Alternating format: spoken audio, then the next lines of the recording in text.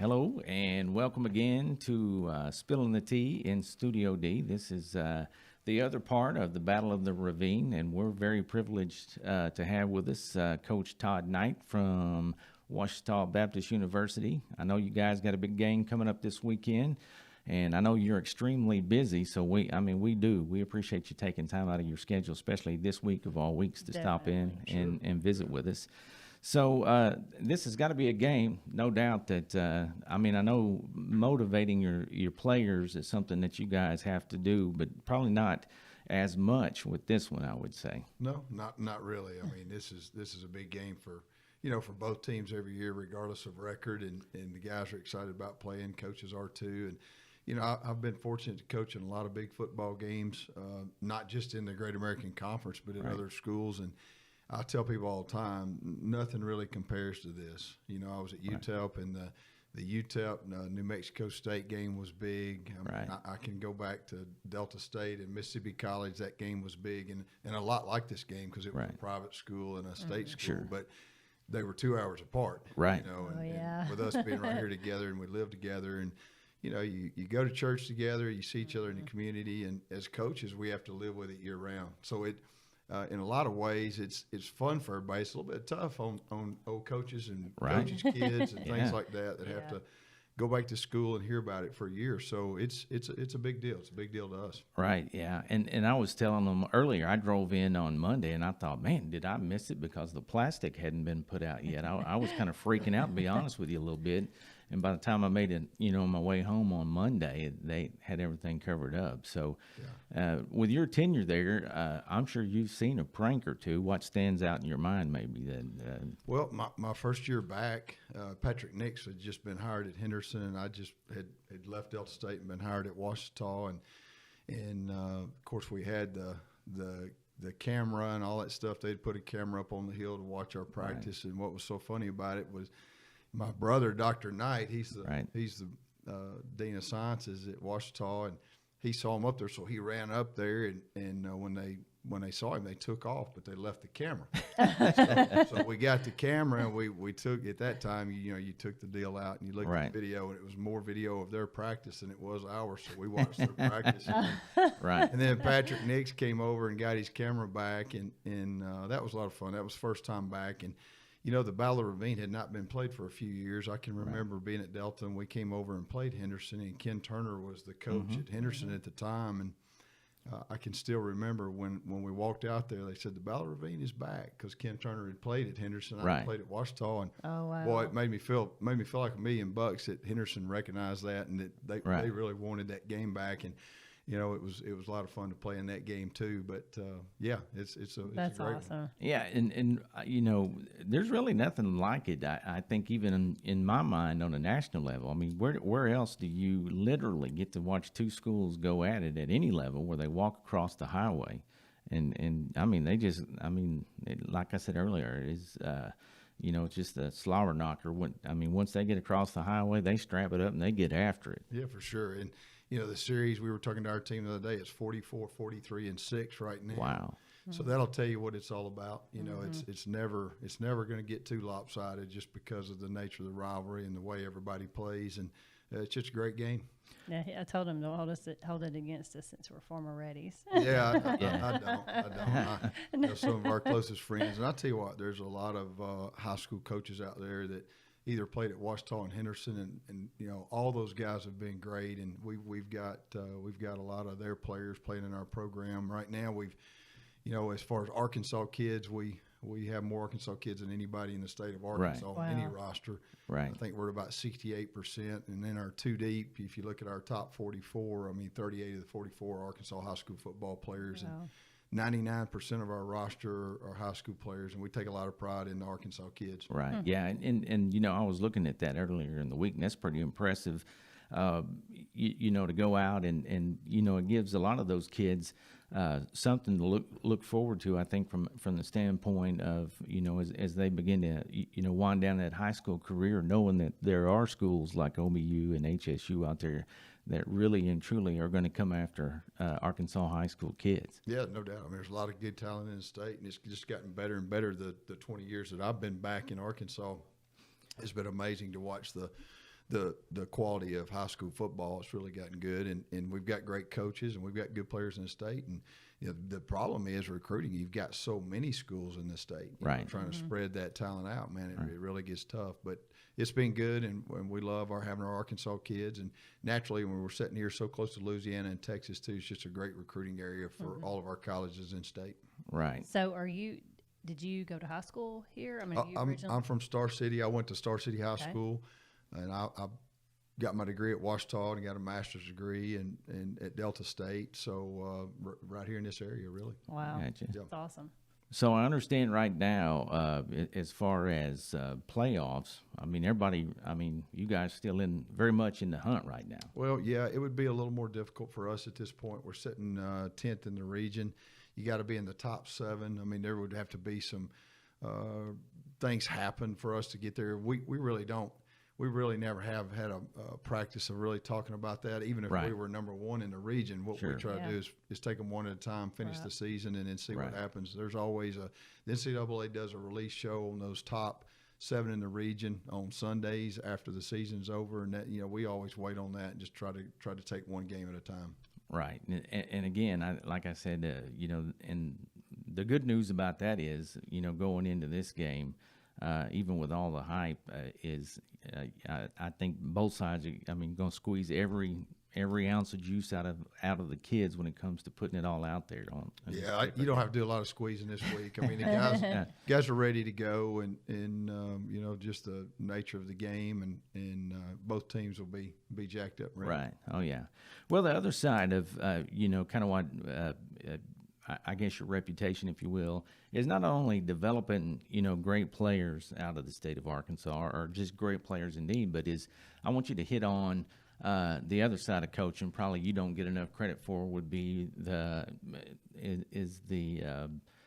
fact that you develop great men when they leave the university. Talk to us a little bit about that. Well, we're pretty fortunate because we recruit really good kids, and I know they do all over the state, but we call it man school. We know that there's a mental side, there's a physical side, and we believe that the total man has a spiritual side. So, when you put those three things together, great education on the mental, and then playing football on the physical, growing there, and then trying to figure out who you are in your faith to us is, part of the college experience to us, and part of being in our program. And so, we try to help those guys develop in those areas. And football's the greatest game on earth. I know I'm biased, but it's the greatest team sport that was ever played. And it teaches those principles. And, you get knocked down, you get back up. There's so many things that you learn in college football that are pretty special for life. And we talk about it all the time. Life skills, there's only so much you can get. When you put a great education together with a chance to play college football and grow in those areas, then things can really start to happen for you. Right. Oh, absolutely. Absolutely. I absolutely love football. I love all sports, but we grew up watching my dad, my grandparents, and I'm getting ready. Next week, my cousin and sister and I, we do a mom's NFL trip. So we go watch an NFL game. It's so fun. And anyway, we love it.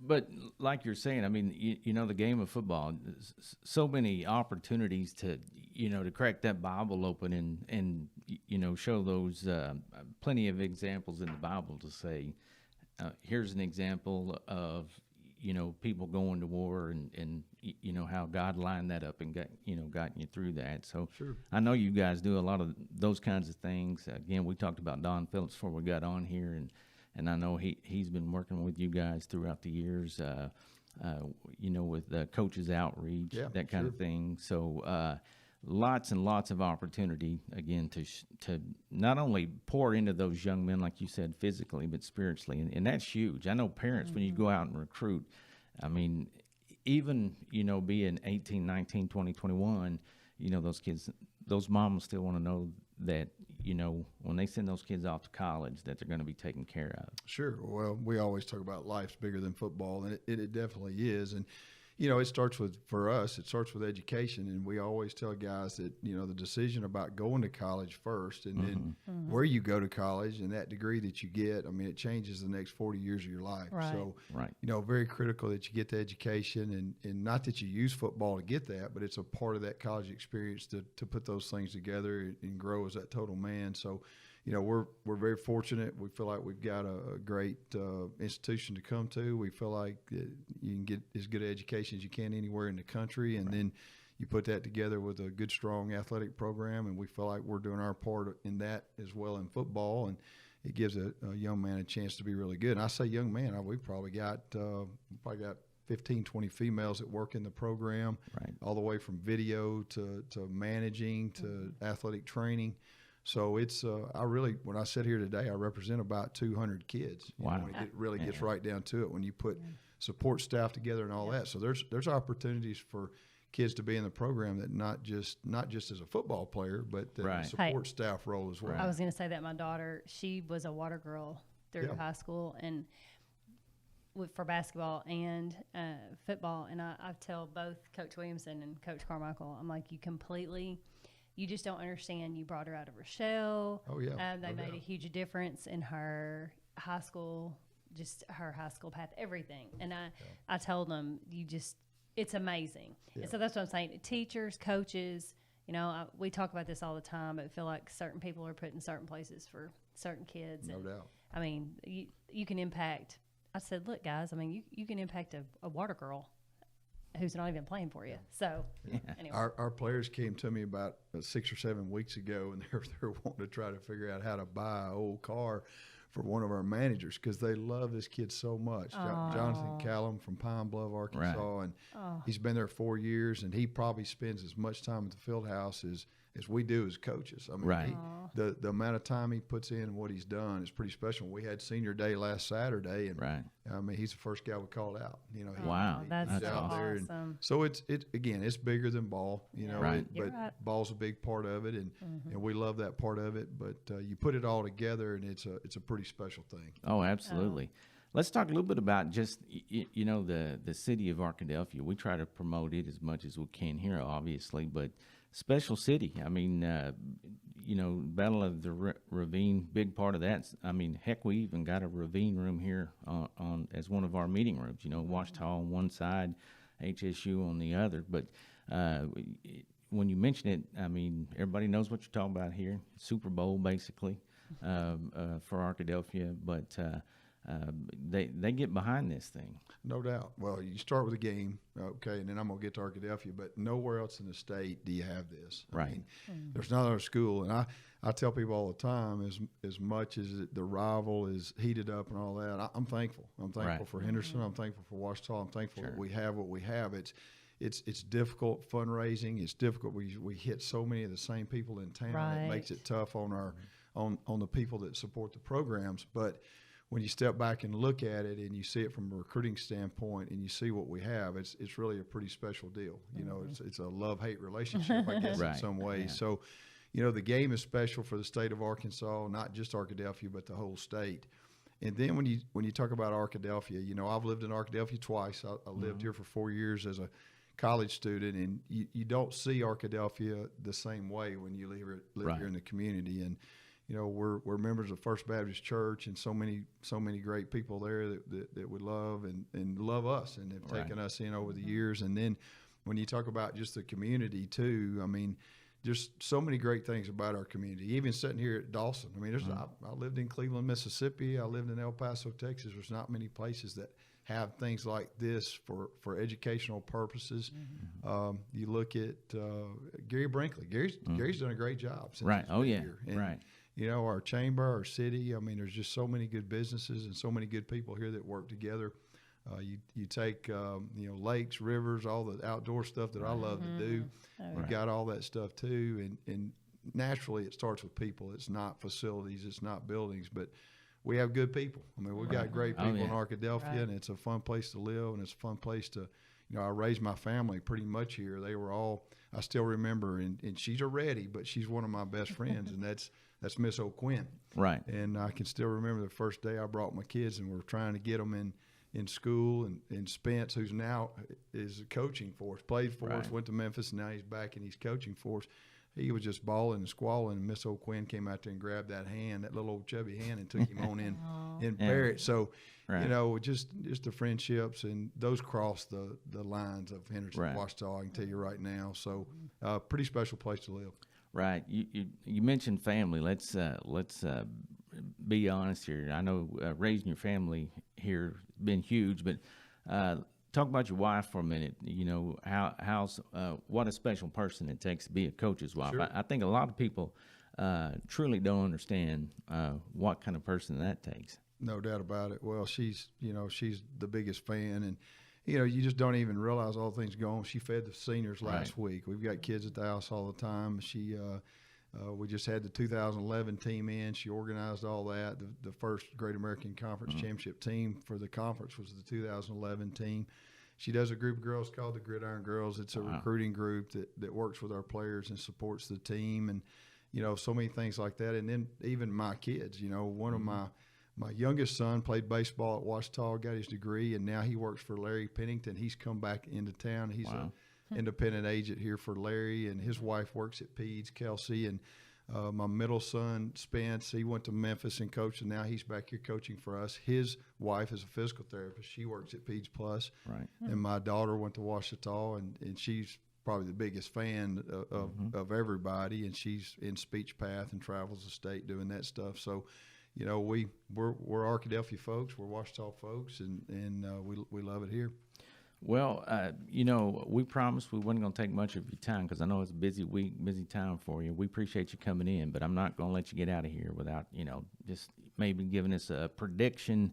I know you're predicting an OBU win, but score, I know I won't make you get real specific. You think high scoring, low scoring? Well, first, you can't make me do anything. That's true. Let's That's just true. Go ahead and clear the air. That's true. That's true. But I'll dip into your question a little bit. I would say this: they've got a really good football team. We would have to play our best game. Sure. I mean, we feel like they're playing really good. We feel like we're playing good at times too. Right. But we've got to match that intensity. That they're really solid, and Scott's done a great job with them, and we're the underdog for sure. So we'd have to play our best game to have a chance to win this one.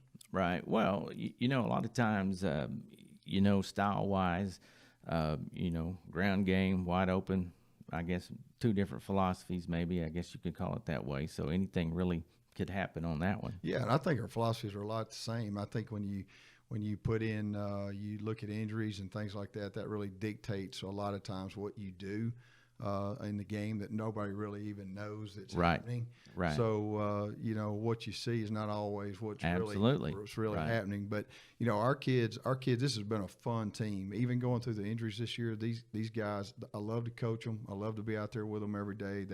They're a high-energy group. Yeah, that's great. So it makes it a lot of fun to go to work every day and work with these guys. And I can tell you this, regardless of the outcome, they're going to give it all they got, and we look forward to being a part of the game. And again, we're going to give it all we got. That heart means a lot. Sure, can't measure that. That's right. Well, Coach, we appreciate you coming in again. I know you're very busy this week. It means a lot to us that you took time to come down here, and want to extend it to you. If there's anything we could ever do for you guys, let us know. Good luck on Saturday. Yes, good luck. And like I said, it's for those that have never been able to come out and to see this thing. It's something to see. Oh yeah, no doubt. It's a big deal. And it's home field for you guys this year. So that's right. Really and truly look forward to Cliff Harris again. Stadium, 1:00's kick, right? 1:00's kick. Cliff's gonna be there. Oh wow, yeah. I think Cliff's even may speak a little bit at halftime to the whole group, so it'll be a lot of fun. Well, I guess he's fresh off his NFL Hall of Fame induction, so that was pretty awesome. Did you get to go down for that? I was there. Oh man, I bet that was awesome. That's awesome. He's a great guy, big supporter of FCA. You bet. And Arkadelphia and Ravine and both schools, all those things. Yeah. He knows the importance of all this. Yeah, he does. All right, Coach. Well, good luck to you. And again, thank you for coming in. Thank you. And that wraps this session of Spilling the Tea in Studio D up. And we'll talk to y'all next time.